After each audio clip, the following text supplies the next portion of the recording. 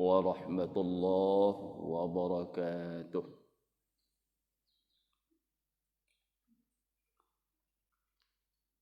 Bismillahirrahmanirrahim. Alhamdulillahilladzi ahyana ba'dama amatana wa ilaihin nusur. Asyhadu an la ilaha illallah wahdahu la syarika lah. Lahul mulku wa lahul hamdu yuhyi wa yumiit. Wa huwa ala kulli syai'in qadir. Wa asyhadu anna Muhammadan abduhu wa rasuluh sallallahu alaihi wasallam.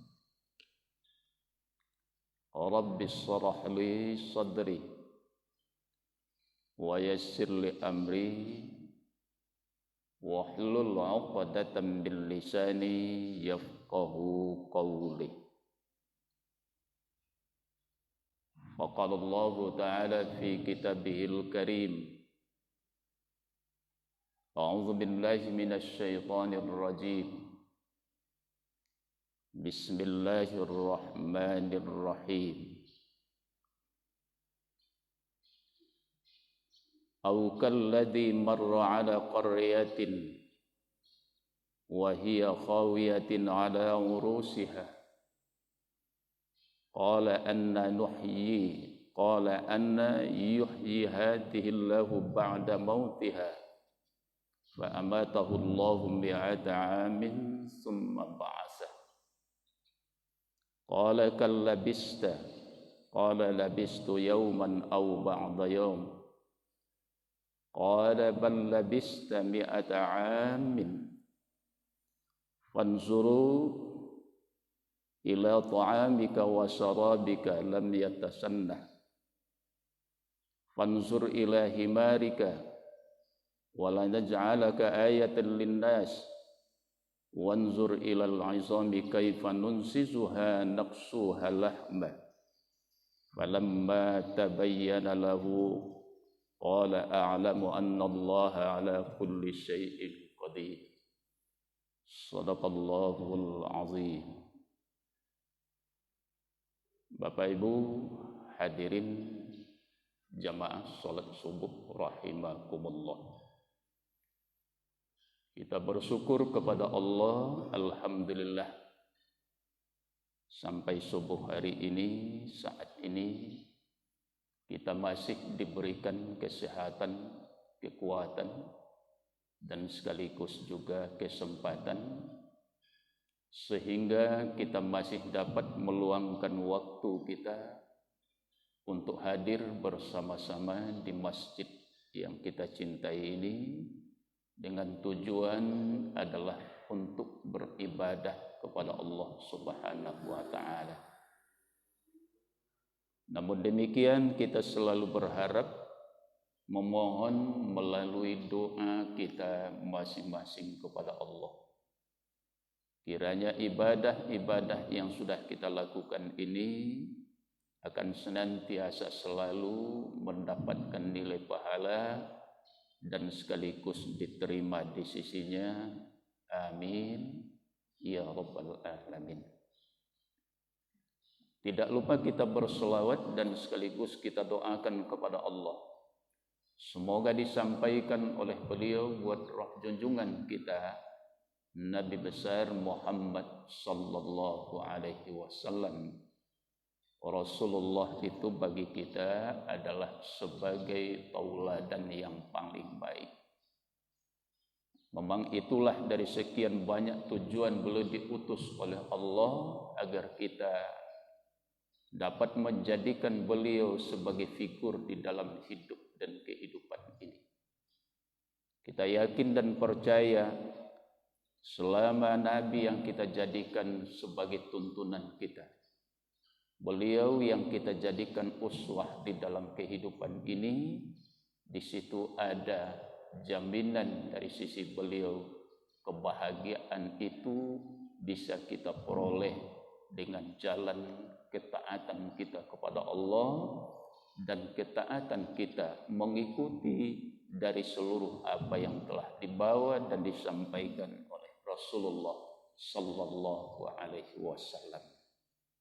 Jadi insya Allah dari setiap akhir doa kita itu kita memohon agar supaya diberikan oleh Allah kebahagiaan di dunia ini dan kesejahteraan serta kebahagiaan hidup nanti kelak di akhirat.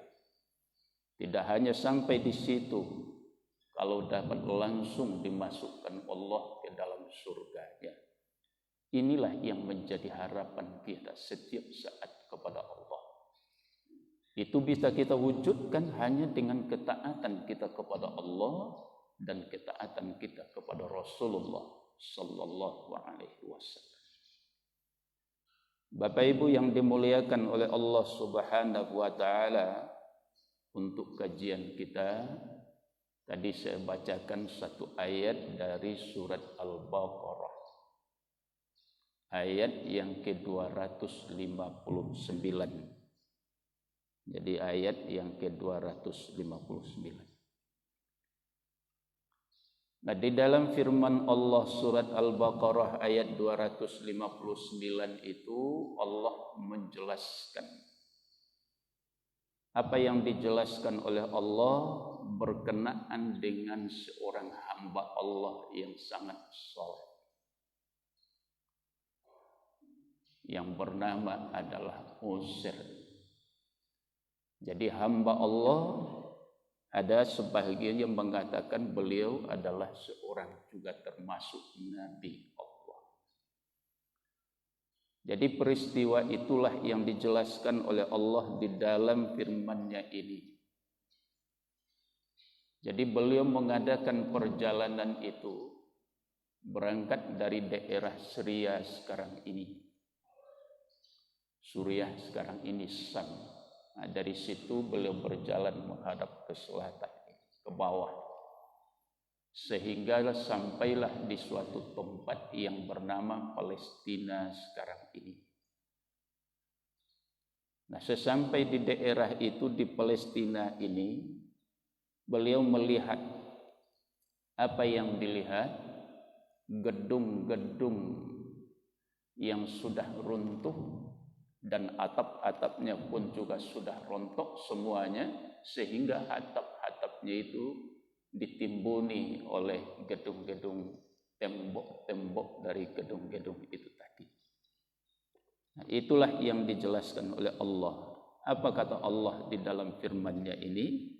Au kalladzi marra ala qaryatin wa hiya khawiyatun ala urushiha. Itu kata Allah.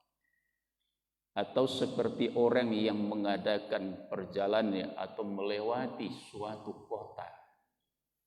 Ketika dia sampai di suatu kota itu, dia melihat atap-atapnya sudah jatuh ke bawah dan ditimbuni oleh tembok-tembok gedung-gedung itu. Sehingga daerah itu tidak hanya gedung dan temboknya yang runtuh, juga manusianya meninggal dunia. Nah, di saat dan kondisi itu, dia sampai di daerah itu tadi, lalu dia berkata, qala anna yuhyi hadhillahu ba'da mautiha. Bagaimana caranya Allah menghidupkan negeri yang sudah mati ini? Nah, itu yang timbul di dalam pikiran beliau. Jadi ketika belum melihat daerah ini, kota ini sudah habis kesemuanya dan penduduknya juga mati. Itu kalau kita lihat di dalam sejarah, kejadian itu sekitar 586 sebelum Masehi. Ada yang mengatakan 562 sebelum Masehi. Siapa yang memusnahkan dan menghancurkan dari Yerusalem ini, Palestina ini? Nampaknya semenjak dulu daerah ini sudah mengalami berulang-ulang dan sampai hari ini. Itu seorang raja yang zalim yang hidup di masa itu yang bernama Bukhtannasar. Jadi daerah pemerintahannya itu adalah Babilonia, seorang raja dari Babilonia. Babylon itu adalah Irak Selatan sekarang ini. Jadi salah satu keajaiban di dunia ini, ketika sekolah dulu di SD disampaikan kebun yang tergantung, daerahnya itu adalah di Babilonia itu.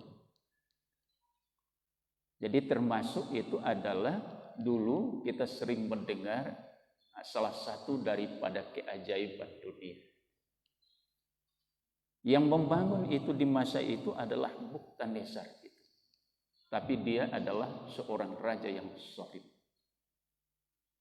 Nah, dialah yang menghancurkan Palestina itu sehingga masyarakatnya banyak yang dia bunuh, sehingga kota-kotanya itu diratakan. Bapak Ibu, jadi ketika beliau sampai di situ, lalu dia berkata, bagaimana caranya Allah menghidupkan yang sudah mati ini? Nah, itu yang ada di dalam pikiran. Nah, kalau kita lihat dari ayat ini, apa itu yang menjadi kandungan dan penjelasan dari ayat ini adalah berkenaan dengan tafakur itu sendiri. Jadi begitu tinggi dan begitu besarnya nilai kita bertafakur kepada Allah Subhanahu wa ta'ala. Beliau adalah orang yang sangat luar biasa. Beliau adalah orang yang hebat, tapi ketika terjadi, apakah dia tidak yakin dan percaya bagaimana cara Allah bisa menghidupkan itu? Bukan persoalan itu. Tapi ketika dia melihat negeri ini semuanya sudah rata, akan langsung berpikir yang seperti itu. Bagaimana nanti? Bagaimana caranya Allah menghidupkan negeri yang sudah mati ini? Manusia yang sudah bergelimpangan yang seperti itu. Nah, ketika itu yang dipergunakan itu apa itu? Yang dipergunakan adalah nalar dan pikiran itu sendiri. Jadi di saat itu dia mencoba untuk menggunakan akal pikiran dia. Inilah yang disebut dengan tafakkur. Apa yang dikatakan tafakkur? Mempergunakan daya pikir kita dalam rangka membaca dan memikirkan gejala alam ciptaan Allah Subhanahu wa ta'ala. Jadi bertafakur itu di sisi Allah sangat besar nilainya dan kebaikannya. Jadi ketika kita mempergunakan daya fikir kita ini untuk apa? Dalam rangka membaca gejala alam ciptaan Allah Subhanahu wa ta'ala. Nah, itulah yang disebut dalam Al-Quran yang ulil albab. Orang yang diberikan kecerdasan otak oleh Allah Subhanahu wa ta'ala, tapi itu dipergunakan dalam rangka bertafakur dan memikirkan tentang ciptaan dan keagungan Allah Subhanahu wa ta'ala. Jadi kita kalau selalu dalam hidup kau banyak bertafakur, itu kegunaan faedahnya adalah meredam daripada keangkuhan dan kesombongan diri itu. Maka itulah guna. Maka kita disuruh untuk bertafakur itu. Dalam rangka apa? Untuk meredam keangkuhan, kesombongan yang ada di dalam setiap diri kita. Jadi awak kalau selalu bertafakur seperti itu akan melahirkan nanti ketawadukan dan rendah hati itu. Akan hilang dan lenyaplah dalam kondisi dan saat yang seperti itu kesombongan dan keangkuhan itu. Nah, ketika dia sedang berpikir yang seperti itu, mengatakan bagaimana caranya Allah menghidupkan negeri yang sudah mati ini, fa amatahu Allahu mi'ata amin thumma ba'atsa. Sesudah itu Allah matikanlah beliau. Berapa lamanya Allah tidurkan beliau? Sesudah dia mengatakan itu tadi, lalu Allah wafatkan. Berapa lamanya diwafatkan oleh Allah? Mi'ata amin, selama 100 tahun. 100 tahun itu pendek atau panjang maksudnya itu? Panjang maksudnya.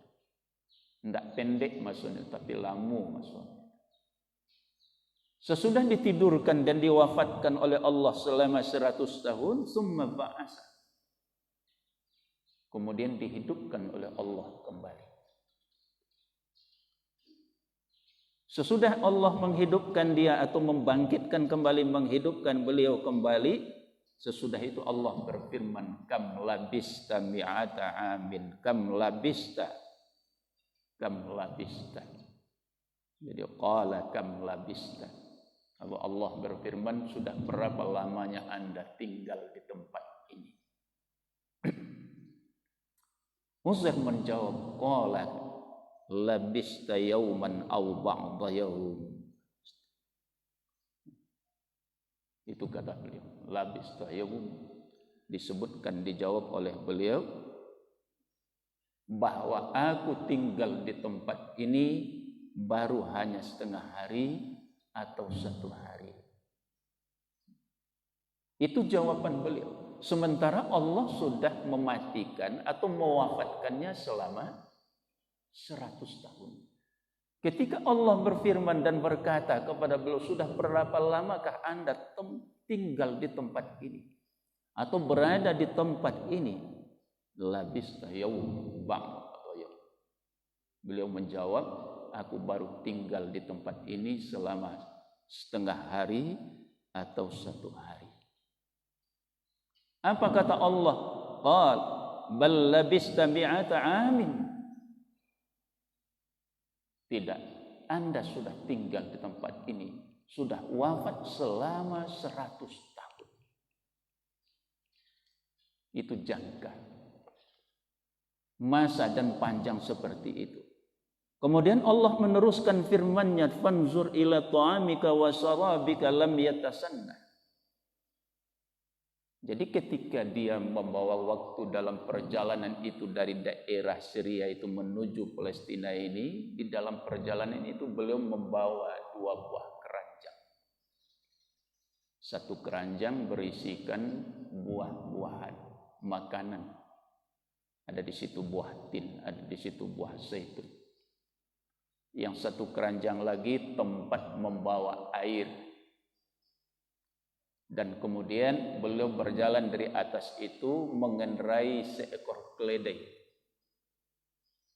Kemudian 2 keranjang ini ditaruh di belakang keledai itu. Tentu ada kayu yang dibelintangkan di punggung belakangnya itu, ditaruh samping kanan dan kiri. Di situ ada air, ada di situ makanan. 1 keranjang yang berisikan air, yang 1 keranjang berisikan makanan. Nah, lalu Allah berfirman kepada beliau, fanzur ila ta'amika wa sarabika lam yatasanna. Jadi kalau Anda tidak percaya, begitulah Pak Surwan. Coba Anda perhatikan, coba Anda lihat makanan yang Anda bawa tadi. Dan minuman yang Anda bawa tadi. Itu kata Allah. Fanzur ila ta'amika wa sarabika. Untuk itu perhatikanlah makanan yang telah engkau bawa tadi dan minuman serta minuman yang engkau bawa itu tadi lam yatasanna. Makanan yang Anda bawa dan minuman yang Anda bawa itu tidak satu pun yang berubah warna dan rasanya. Labara lamonya meninggal tadi Bu 100 tahun. Ketika Allah berfirman, apa kata Allah? Fanzur ila ta'amika wa sarabika lam yatasanna. Untuk itu perhatikanlah makanan yang engkau bawa dan air yang engkau bawa, tidak satu pun yang berubah dari rasa dan warna. Selama 100 tahun makanan tidak berubah. Air yang dibawa tadi tidak berubah warna dan rasanya. Tidak hanya sampai di situ. Kemudian Allah meneruskan firman-Nya, fanzur ila himarika, itu kata Allah Subhanahu wa taala. Sekarang coba Anda perhatikan keledai yang Anda duduk di atas punggungnya. Coba lihat keledai yang Anda jadikan sebagai kendaraan. Ternyata keledai yang dikendarai itu tulang benulangnya sudah berserakan. Tidak ada lagi daging. Ya selama 100 tahun tulang belulangnya sudah berserakan. Antara yang di depan sudah ke belakang, yang di belakang sudah ke depan, yang kiri sudah ke kanan, tulang rusuknya itu sudah berserakan semuanya. Walanaj'alaka ayatan linnas. Ikon nanti akan menjadikan sebagai bukti nyata dari kekuasaan Allah terhadap manusia di belakangnya. Ketika Allah memerintahkan mencaliak makanan juayan dan dibawa tadi, tidak satupun yang berubah. Ketika disuruh mencaliak keledai yang mereka dia adalah sebagai kendaraan yang duduk di atas punggungnya itu, sehingga tulang belulangnya sudah berserakan. Tidak beraturan lagi tulang belulangnya itu. Bapak Ibu yang dimuliakan oleh Allah Subhanahu wa taala. Jadi dia tadi ketikanya mencaliak kota olah hancur rata masyarakatnya bimaningga, timbul tadi suatu pertanyaan di dalam otak dan hati beliau, bagaimana caranya Allah menghidupkan yang sudah mati ini. Jadi Allah ingin membuktikan, Allah ingin mempercalikan bahwa Allah itu maha kuasa. Tidak usah hanya satu kota, semua dunia ini dengan sekaligus bisa dimatikan oleh Allah Subhanahu wa taala. Kalau bisa kita mengibaratkan, kan tidak sulit-sulit mana dia Allah je malaikatnya kalau diperintahkan. Semua juga listrik nanado di Bukit Tinggi kok. Bapak-bapak awak dari PLN itu tidak usah mematikan lampu. Kalau ingin mematikan lampu dari setiap rumah nanado di Bukit Tinggi kok, kan tidak payahnya ke rumah awak surang-surang. Lalu diturunkan begitu, dimatikan, tidak. Tapi cukup dengan di pusatnya saja. Lalu satu tombol ditekan begitu, matilah serentak daripada listrik yang ada di kota Madinah ini. Nah, kalau Allah ingin mewafatkan kita sadonya kan selesai sedullah. Karena innama amruhu idza arada syai'a ayyaqula lahu kun fayakun. Kalau Allah berkehendak, tidak ada yang sulit bagi Allah. Cukup dengan berucap kun fayakun, selesai. Jadi tidak ada yang sulit. Tapi Allah ingin membuktikan kepada hamba yang soleh ini, kepada hambanya yang taat ini. Kalau Anda rada ragu bagaimana caranya Allah mewafatkan atau menghidupkan yang sudah wafat ini, maka Allah melanjutkan firman-Nya itu. Apa kata Allah? Wanzur ila izami kaifa nunsisuha. Itu kata Allah Subhanahu wa taala, summa naqsuha lahma. Jadi tadi Allah mengatakan, caliaklah keledai engkau yang engkau jadikan sebagai alat, sebagai transportasi Anda menuju tempat ini, sudah berserakan tulang belulangnya. Wanzur ilal izami kaifa nunsisuha. Jadi ketika dia lihat tulang belulangnya sudah berserakan. Apa kata Allah? Nah, lihatlah, ba'acaru aku menghidupkan itu. Setelah nanti mereka memperhatikan, lalu disusunlah tulang belulangnya ini. Jadi yang kepala mengikut tulang bagian kepala, begitu leher, begitu tubuh dan punggung itu. Akhirnya menyatulah semuanya. Utuh kembali tulang itu. Setelah tulang belulang itu tadi sudah utuh dan kemudian sama dengan keledai yang sudah berdiri tadi itu tadi. Sesudah itu summa naqsuha lahma. Sesudah mulai ditutup oleh Allah dari atas itu, dari ujung kepala sampai ke belakang dengan daging itu berjalan, daging itu menutup. Sehingga utuhlah kembali, hiduplah keledai itu. Jadi mulai dari menyusun tulang bedulangnya tadi, kemudian sesudah itu ditutup dengan daging-daging itu sehingga menjadi sempurna, akhirnya hiduplah keledai itu kembali. Falamma tabayyana lahu, ketika ingin menyaksikan kenyataan yang luar biasa itu tadi, nyata di hadapan mata beliau, lalu di saat itulah beliau berkata, qala a'lamu annallaha ala kulli syai'in qadir. Baru aku tahu bahwa sesungguhnya Allah itu maha kuasa atas segala sesuatu. Bapak Ibu yang dimuliakan oleh Allah Subhanahu wa taala. Dari ayat ini apa yang menjadi intinya tadi adalah begitu besarnya nilai bertafakur itu di sisi Allah Subhanahu wa taala. Perlu kita di dalam hidup ini bertafakur, iya. Karena tadi sudah saya katakan bahwa bertafakur itu adalah mempergunakan daya fikir kita dalam rangka melihat dan membaca gejala alam ciptaan Allah Subhanahu wa taala. Apa-apa saja yang harus kita tafakuri di dalam hidup ini, banyak sekali yang harus kita pikirkan. Banyak yang harus kita tafakuri. Salah satu di antaranya Allah mengingatkan kita agar supaya kita berpikir. Tentang apa? Tentang ciptaan kita selaku hambanya yang bernama manusia ini. Kita seperti ini, utuh seperti ini kan tidak begitu jadi begitu saja. Makanya Allah mengingatkan kita manusia itu agar kita ini memperhatikan dari mana asal kejadian kita ini. Bagaimana cara Allah menciptakan kita itu. Apa tujuan Allah menyuruh awak berpikir tentang kejadian dan ciptaan awak? Nak jan mati kerajaan awak. Sedangkan lain mantun banyak juga itu aku nak mati kerajaan itu. Tidak tahu diri itu awak. Supaya kita harus kenal. Karena kita ini tidak akan kenal. Orang yang tidak tahu jo dirinya tidak akan kenal dengan Tuhan. Man arafa nafsahu faqad arafa rabbah. Jadi orang yang tidak kenal akan dirinya, dia tidak akan kenal dengan Tuhan. Jadi orang yang kenal dengan dirinya, orang itulah yang akan tahu dan kenal dengan Tuhan.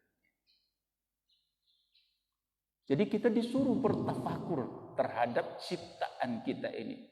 Asal dari kejadian kita, bagaimana cara Allah menciptakan kita ini. Lalu Allah berfirman dalam firman. Apa kata Allah? Falyanzuril insanu mimma khuliqa. Khuliqa mimma indafiq. Yakhruju min baini sulbi wat tara'ib. Itu di antara. Maka hendaklah manusia itu memperhatikan dari apa ia diciptakan. Kan tak bentuk jadi bentuk ikut langsung itu. Fase dan proses penciptaan kita manusia itu berangkat dari yang namanya nutfah. Itu hanya dalam bentuk setetes air. Air yang tidak berbentuk dan berupa. Tapi berangkat dari nutfah inilah lalu diproses menurut ilmu Allah. Akhirnya nutfah ini berubah menjadi alaqah. Ini fase kedua. Berapa lamanya nutfah itu sampai berubah menjadi alaqah itu? Kalau mengacu kepada hadisnya Nabi 40 hari 40 malam. Itu lamanya. Berubahlah dia menjadi alaqah. Alaqah segumpal darah. Dari setetes air tadi menjadi segumpal darah. Dan ini pula lah yang diproses menurut ilmu Allah Subhanahu wa taala. Selama 40 hari 40 malam pun. Akhirnya alaqah ini berubah menjadi mudghah. Sepotong daging. Jadi bentuknya. Dan itu diproses pula selama 40 hari 40 malam. Genap penciptaan kita 120 hari bermulai dari nutfah, alaqah, mudghah, utuhlah. Kita di dalam kandungan ibu awak tu lah ada kaki lah, ada tangan lah, ada mata lah, ada kepala. Jadi utuh. Awak kan bantu iko di dalam kepala ke bawah kan bantu iko. Itu udah utuh. Sudah ada tangan lah, ada kaki lah, ada seluruh lalangkok sedualahnya. Nah, sampai kita masuk 120 hari itu lalu diperintahlah oleh Allah. Malaikat meniupkan ruh kepada jasad yang ada di dalam kandungan itu tadi. Jadi ketika kita lah berusia 120 hari berarti bayi itu sudah utuh di dalam kandungan ibu. Sudah bernafas. Nah, ketika ruh itu ditiupkan, ditetapkanlah untuk kita 4 kalimat. Di mana itu ketika masih kita berkarang di dalam rahim ibu kita masing-masing. Nan pertama rasa kiawa. Sudah ditetapkan. Bikit bin rizkihi. Kemudian dituliskan, ditetapkan untuk kita rezeki. Kemudian berkenaan dengan ajal kita. Berapa lama kesempatan hidup ini dikasih oleh Allah mulai nanti dari alam rahim itu sampai lahir. Dan kemudian sesudah lahir nanti di dunia ini. Karena ada juga sebelum lahir sudah meninggal. Atau baru lahir meninggal. Ya kalau seperti itu memang ajalnya seperti itu, ketetapannya seperti itu. Yang ketiga berkenaan dengan amal kita. Bagaimana amal kita ini? Penilaian hanya di sisi Allah Subhanahu wa ta'ala. Yang menentukan bukan kita. Jadi yang menentukan di situ adalah Allah Subhanahu wa ta'ala. Jadi ketika Nabi itu diberi nasihat oleh Allah dan disampaikan oleh malaikat Jibril, di dalam satu riwayat dijelaskan di dalam hadis kursi. Lalu disampaikan wasiat itu kepada Rasulullah. Ya Muhammad isma syi'ta fa innaka mayyit. Wa ahbib ma syi'ta fa innaka mufariq. Wa amal ma syi'ta fa innaka majziyun bih. Beramallah Anda. Itu kata beliau. Apakah amal yang kita lakukan itu diserahkan sepenuhnya kepada kita? Karena yang akan menerima nanti daripada nilai dari amal yang kita lakukan itu adalah kita. Kalau yang baik yang kita terima. Kalau amalan itu tidak berkenaan dan tidak diridhoi oleh Allah Subhanahu wa ta'ala, ketidakbaikan itu juga nanti kita yang akan menerima. Wa'mal ma syi'ta fa innaka majziyun bih. Beramallah Anda. Karena setiap amal yang Anda lakukan itu ada nilainya nanti di sisi Allah Subhanahu wa ta'ala. Dan tidak pernah Allah itu lupa. Kalau mencoba awak ingin mengicu-ngicu Allah sekali-sekali, hari kalam gelap.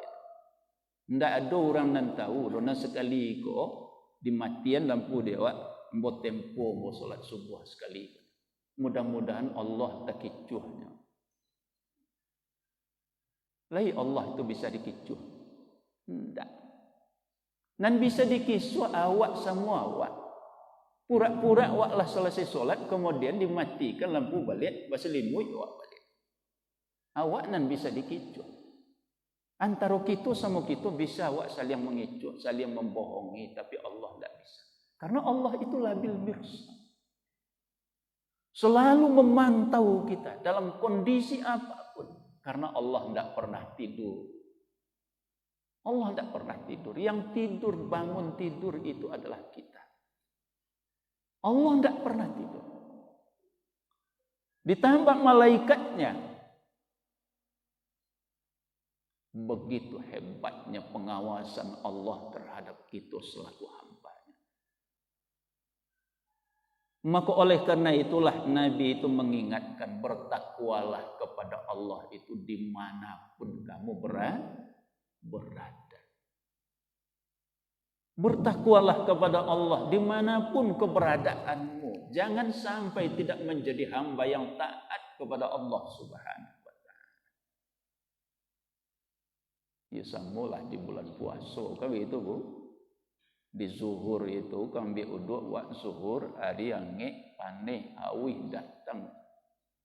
Kemudian di saat itu bakumu-kumu 3 kali nan 1 kali di dagu nan 2 kali di keluaran. Lah ada orang nan tahu. Ndak. Ba mako ko ndak amwa. Kenapa kita tidak mau minum air di siang hari ketika kita berpuasa itu? Apa yang menghalangi itu? Iman dan ketakwaan. Di saat itu kita bicara, Allah tahu ampunan ambo lakukan itu. Sekalipun hanya sedeguk yang saya minum air ini, Allah tahu. Jadi benteng tertinggi di dalam kehidupan kita itu, nan bisa menghindarkan awak dari segala hal-hal yang tidak diridhoi oleh Allah. Apa itu? Iman dan takwa. Kenapa kita di saat kita mampu untuk menyakiti orang lain dengan ucapan-ucapan yang tidak baik itu, kita paham dan mengerti di saat itu. Karena iman bicara dan takwa itu berbicara. Kalau itu yang Anda lakukan, Anda tidak akan berubah dan Anda hanya sama dengan orang itu. Kalau Anda membalas yang menyakiti dengan menyakiti, di mana letak kelebihan Anda ketimbang dia? Di saat itu kita berpikir, apa kata iman? Jangan diteruskan. Itu hebatnya iman. Jadi Bapak Ibu yang dimuliakan oleh Allah Subhanahu wa ta'ala, yang keempat, janji baik awak, janji buruk awak. Kalau rukun iman dan kanam, kadar baik dan kadar buruk. Nah ini harus kita yakini dan imani. Karena dulu hari kini orang yang pasrah tawakal langsung kepada Allah. Berkenaan dengan hadis ini, kalau lah bantu itu untuk lewat mencari sarah sejelah ke Allah. Nyalah tetap antu awak. Lalu zawat di rumah. Kemudian disanduk nasi ke dalam piring dicali enzen. Lai pernah masuknya ke dalam mulut itu? Tidak akan pernah. Nah di situ kita dikasih supaya kita berikhtiar, berbuat semampu dan sekuat tenaga kita. Karena Allah tidak akan membebani sesuatu itu di luar kemampuan kita. Kan begitu? Allah tidak akan membebani kita ini di luar kemampuan. Jadi kadar baik dan kadar buruk itu. Jadi kita yakin dan percaya ketika kita yakin dengan qada dan qadar itu terjadi pada diri kita atau terjadi pada yang lain, kalimat yang akan kita baca di saat itu dan atau kita mencari satu musibah itu istirja itu tadi, inna lillahi wa inna ilaihi raji'un. Itu kalimat. Jadi Bapak Ibu yang dimuliakan oleh Allah Subhanahu wa ta'ala. Nah itu bekal. Di dalam kandungan ibu kita berjalanlah 9 bulan 10 hari. Sudah itu baru lahir. Nah sampai hari kini semenjak mulai kita lahir. Dan awak lahir duit sampai hari kini masih hidup kita di dunia ini. Kita yang hadir hari ini yang ada di dalam masjid ini saja. Kalau menurut kita, apakah kita akan bisa hidup 2 tahun ke depan? Menurut ibu-ibu, lai tahu ibu-ibu kaitu awak 2002 tahun ke depan. Ndak surang pun awak nan tahu. Ndak satu orang pun di antara kita yang tahu apakah kita akan hidup 2 tahun ke depan. Ndak usah itu. Menjelang matahari terbit sebentar lagi, ndak satu pun yang bisa menjamin itu. Tidak satu orang. Yang jelas hari ini kita masih hidup.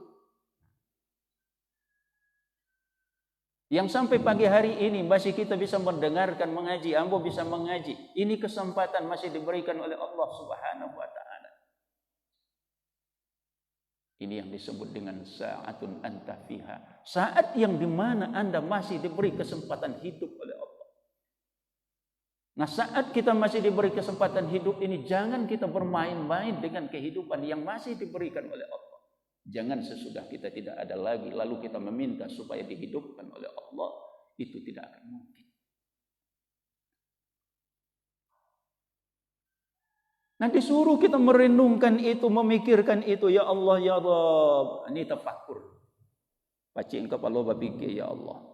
Lai baralai ku hari nang kadiagihkan dia Allah ke ambo untuk bisa ambo hidup di dunia. Dipacingkan yang awak lalu awak duduk berpikir. Itu yang tafakur. Nah, di samping tadi kita memikirkan tentang ciptaan kita, disuruh oleh Allah supaya itu meredam. Jangan awak merasa lebih daripada orang. Sehingga keluar dari mulut awak kok kalimat merendahkan orang. Maka Allah menyuruh awak. Asal kejadian kita sama sadonyo. Memulai dari air yang kental. Yang tidak ada bentuk rupanya. Maka disuruh kita. Falyanzuril insanu mimma khuliq. Maka hendaklah manusia itu memperhatikan dari apa ia diciptakan oleh Allah Subhanahu wa taala. Khuliqa mimma indafiq. Diciptakan dari air yang memancar. Minas sulbi wat taraib. Yakhruju mim, dia disebutkan. Yang keluar dari tulang sulbi dan taraib. Sulbi itu adalah pinggul laki-laki. Taraib tulang dada ibu-ibu. Nah, kalau bahasa kerennya tentu bahasa kininya tentu itu. Nah, semua tahulah gitu. Dari dua inilah ada ayah, ada ibu. Jadi antara itu kerjasama yang apik inilah sehingga lahirlah saya. Lahirlah bapak-bapak, lahirlah ibu-ibu dari kedua orang tua kita tadi. Nah, salah satu di antaranya apa ini? Tujuannya adalah meredam keakuan, keangkuhan, kesombongan, merasa lebih dan sebagainya itu. Ketika kita melihat culah jari kawan sawalah ibu-ibu kan limo jo jarinya, ada nanam. Lah iya do kadang-kadang belabih. Tapi jarang awak mencari. Ambo anakmu di sekolah, ambo dulu mencari belabih buat dotang. Ini atas kehendak Allah, bukan kemauan dia. Kalau ikut dibuang Ustaz, jangan. Ini kelebihan yang diberikan oleh Allah kepada Anda. Supaya Anda berpikir terus. Alangkah hebatnya Allah Subhanahu wa ta'ala. Di atas ampu ada lagi jari. Jangan dibuang. Ini beredam itu. Ketika kita tahu yang seperti itu, bertafakur yang seperti itu, maka nanti dia awak nan ada di diriku rasa rendah diri. Suka memuliakan, suka menghormati, dan tidak mau menyakiti. Akan lahirlah di situ. Ba'ama kok kini awak konon kita cari, nak kita baca, kok senang menyakiti orang. Kok suko memfitnah orang. Anan hilang karena ndak ada iman itu. Ndak ada ketakwaan dia kepada Allah. Ndak sadar dia bahwa dia ada juga adalah ciptaan Allah. Dia merasa lebih daripada orang lain. Bapak Ibu, ndak ada kelebihan kita.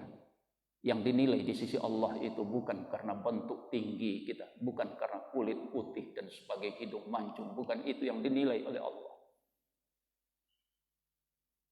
Nggak itu yang dinilai oleh Allah. Kalau begitu Bilal bin Rabah itu masuk neraka. Tapi belum meninggal Bilal bin Rabah. Nabi sudah sampaikan kepada beliau dan jelaskan kepada beliau. Ambo mendanga bunyi slop Anda di dalam surga. Sepatunya Bilal bin Rabah alu meninggal inilah dulu masuk seru. Siapa itu tidak tahu. Ini kan sudah itu masyhur cerita Bilal bin Rabah itu. Kulit hitam. Semuanya hitam. Cuma gigi saja yang putih. Begitu hitamnya.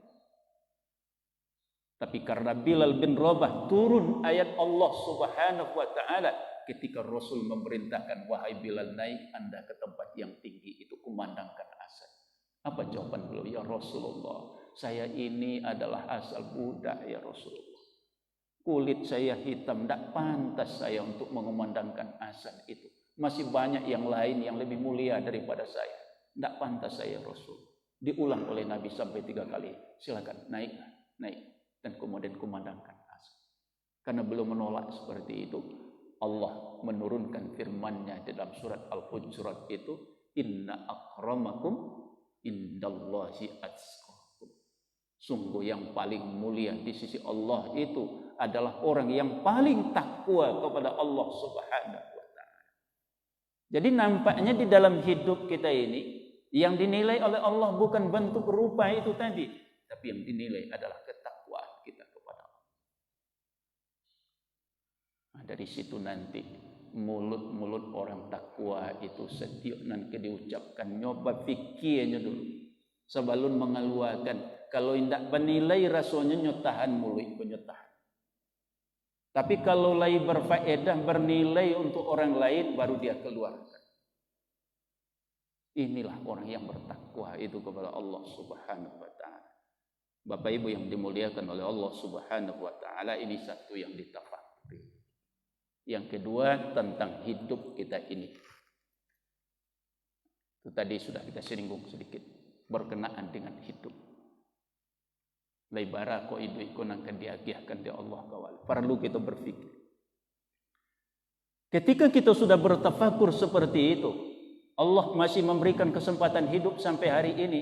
Apa yang harus lagi kita pikirkan? Saya harus berbuat yang terbaik di dalam hidup ini, memperbanyak ibadah dan amal saya. Tentu kita perlu kita selalu bertafakur tentang kematian itu. Karena tidak satu orang pun di antara kita yang tidak akan kembali kepada Allah Subhanahu wa taala. Tetapi ketika kita sudah kembali kepada Allah, di saat tidak membawa apa-apa, pasti penderitaannya tidak hanya 1 hari, 2 bulan, 1 tahun, tapi sepanjang hidup dia nanti di akhirat akan menyesal. Untuk itu kita harus mengisi hidup kita ini dengan senantiasa berbuat yang terbaik di dalam hidup ini. Memperbanyak ibadah kita kepada Allah Subhanahu wa taala. Kalau seandainya kita dipanggil oleh Allah dengan kondisi yang seperti itu, ketika kita sudah mempersiapkan dengan apik dan benar seperti itu, ya, mau tidak mau kita harus berangkat. Jadi bukan kematian yang harus kita takuti, tapi yang harus kita takuti adalah persiapan untuk menghadapi kematian itu. Makanya Allah berfirman dalam firman-Nya surat Al-Hasyr itu, apa kata Allah? Wal tanzur nafsum ma qaddamat liwat. Dan hendaklah setiap nafs, setiap pribadi kita ini memperhatikan apa yang sudah kita perbuat hari ini untuk kehidupan kita sesudah ini. Lah selalu kita menyampaikan di saat nanti di situ tidak ada tolong menolong, gitu. Tidak bisa berbagi-bagi, gitu. Cumanan kita bawa itulah nanjale untuk awak, itu yang utuh untuk kita. Kalau Al-Quran kita baca hari ini, Al-Quran yang kita baca itulah nanti yang akan datang membela kita untuk kita. Solat kita hari ini, solat yang kita kerjakan hari ini, itulah nanti yang akan menemani kita di akhirat kelak dan bisa mengantar kita nanti sampai ke surganya Allah Subhanahu wa taala. Bapak Ibu yang dimuliakan oleh Allah Subhanahu wa taala, mungkin itu kajian, jadi begitu besar nilainya bertafakur. Jadi sering kita mengingat, membaca, mendengar tafakur, zikir, tafakur. 2 hal yang tidak bisa dipisah antara satu. Alladzina yazkurunallaha qiyaman wa qu'udan wa 'ala junud. Kan begitu dalam ayat itu. Surat Al-Baqarah, surah Ali Imran ayat 191 itu. Jadi ada di situ kalimat zikir, ada di situ tafakur. Jadi antara zikir dan tafakur dua hal yang harus jalan. Jadi satu mempergunakan daya fikir kita, dan kemudian zikir adalah selalu di dalam hati ini Allah, selalu mengingat Allah Subhanahu wa taala. Ketika dua hal ini dikombinasi, insya Allah dalam hidup ini kita akan selamat insya Allah sampai dari dunia ini sampai ke akhirat kelak. Mungkin ini kajian yang dapat kita sampaikan. Mudah-mudahan kajian ini bermanfaat dan sekaligus bisa kita amalkan. Terlebih kurang mohon maaf. Akhirul kalam, subhanakallahumma wa bihamdika asyhadu an la ilaha illa anta astaghfiruka wa atubu ilaik. Assalamualaikum warahmatullahi wabarakatuh.